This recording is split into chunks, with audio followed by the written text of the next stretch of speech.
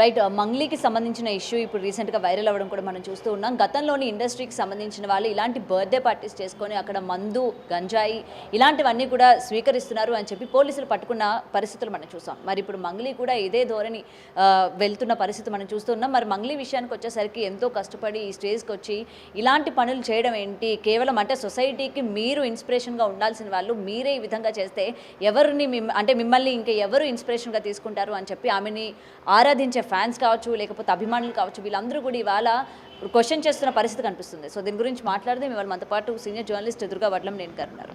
Hi ma'am. So ముఖ్యంగా ఇండస్ట్రీలోని ఈ birthday parties అనగానే ఒక ఫామ్ హౌస్ లేకపోతే రిసార్ట్స్కి వెళ్ళిపోవడం, ఒక గ్రూప్ ఆఫ్ గ్యాంగుల్ని వేసుకొని అక్కడ మందు, చిందు, ఈ డ్రగ్స్ కావచ్చు ఇలాంటివన్నీ స్వీకరిస్తూ ఉన్నారు. ఇవాళ మంగ్లీ ఇష్యూ కూడా మనం చూసాము. సో ఏం చెప్తారు దీని గురించి? ఇప్పుడు మంగ్లీ అన్నావిడ మీరు అన్నట్టుగా చాలా కష్టపడి పైకొచ్చారు. ఒక సెలబ్రిటీ స్థాయికి ఆవిడ చేరుకున్నారు. ఇప్పుడు సద్గురు ఈవెంట్స్లో ఏవైతే ఉంటాయో మహాశివరాత్రికి అందులో పాల్గొని ఆవిడ పాడడం అంటే చాలా ఫ్యాన్ ఫాలోయింగ్ ఉంది ఆవిడకి. ఈ నేపథ్యంలో ఇవాళ ఆవిడ ఈర్లపల్లి అని హైదరాబాద్ శివార్లో ఒక రిసార్ట్లో నిన్న ఆవిడ బర్త్డే పార్టీ చేసుకోవడం, దానికి ఒక 48 మంది హాజరవ్వడం, అందులో చాలా సినీ సెలబ్రిటీస్ కూడా ఉన్నారని తెలుస్తోంది. వాళ్ళందరికీ కూడా ఈ డ్రగ్ టెస్ట్ ఏదో నిర్వహించారు. అది అయ్యాక 9 అరెస్ట్ చేశారు అనే వార్తలు వచ్చాయి, పాజిటివ్ వచ్చిందని. తర్వాత మీరు అన్నట్టు విదేశీ మద్యం కూడా వాడారు. తర్వాత మంగ్లీని అంటే ప్రశ్నిస్తారేమో అని ఆవిడ బాత్రూంలోకి దాంకున్నారు. దాంకుంటే ఒక అతను వీడియో తీస్తుంటే మీరు ఆపేసేయండి, మీరు వీడియో తీయడానికి వీల్లేదు అని అంటే, అతను నా ఉద్యోగాన్ని మీరు ఎందుకు ఆపుతారు, నా డ్యూటీ అది, నేను తీస్తాను అని వాళ్ళిద్దరి మధ్య వాగ్వాదం కూడా చోటు చేసుకుంది. అంటే సంథింగ్ రాంగ్ అనేది మనకు అర్థమవుతుంది. అంటే అక్కడ జరిగింది, డ్రగ్స్ తీసుకున్నారు, విదేశీ మద్యం అయింది, మీరు అన్నట్టు మందు చిందు 2 జరిగాయా అంటే అసలు ఇటీవలి కాలంలో మనం తీసుకుంటే కనుక అయితే ప్రతి సెలబ్రిటీ కావచ్చు, లేకపోతే వీకెండ్ వచ్చేసరికి సాఫ్ట్వేర్ ఉద్యోగులు కావచ్చు రిసార్ట్స్కి వెళ్ళిపోవటం మీరు అన్నట్టుగా, లేదు ఇట్లాగా ఫామ్ హౌస్లకు వెళ్ళిపోవటం. ముఖ్యంగా ఇక్కడ మీకు సౌండ్ పొల్యూషన్ వల్ల కూడా వాళ్ళు కంప్లైంట్ ఇవ్వడం జరిగింది ఎవరో. అంటే రాత్రి వాళ్ళు అర్ధరాత్రి అని లేదు, అపరాత్రి అని లేదు, వాళ్ళంతంత సౌండ్స్ పెట్టి పక్క వాళ్ళకి నిద్ర లేకుండా చేయటం, వాళ్ళ కేకలు, అరుపులు, అందులో తాగాక మనిషికి మత్తు కదండి, ఒళ్ళుపై తెలియదు, ఏం మాట్లాడతారో తెలియదు. సో అంతంత వాళ్ళు డీజేలు పెట్టేసుకుని డిస్టర్బెన్స్ కదా, సౌండ్ డిస్టర్బెన్స్. సో అంటే నేను అనేది ఏంటంటే ఇప్పుడు పోలీసులు చేయాల్సిన పని ఏంటంటే, ఆఫ్ లేట్ మేము గంజాయి మీద ఉక్కుపాదం మోపుతాం, డ్రగ్స్ మీద ఉక్కుపాదం మోపుతామని అన్నారు కాబట్టి మీరు వీకెండ్స్లో మీరు నిఘా పెట్టాలి. ప్రతి ఏమంటారు ఫామ్ హౌస్ కావచ్చు, లేకపోతే ఇట్లాగా రిసార్ట్స్ కావచ్చు, ఎందుకంటే అక్కడ మీకు దొరుకుతారు కాబట్టి.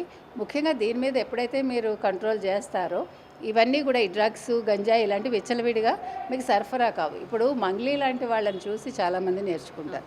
మంగ్లీ ఒక సెలబ్రిటీ అయ్యారు. ఆ మధ్య కాలంలో ఆవిడ ఒక లేఖ కూడా రాసింది, నాకు కడుపు కొట్టకండి, నాకు పాడుకునే అవకాశం ఇవ్వండి అని. ఎందుకన్నారంటే అంతకుముందు రామ్మోహన్ నాయుడిని ఆవిడ కలవటం జరిగింది ఒక దేవాలయం ఇన్సిడెంట్లో.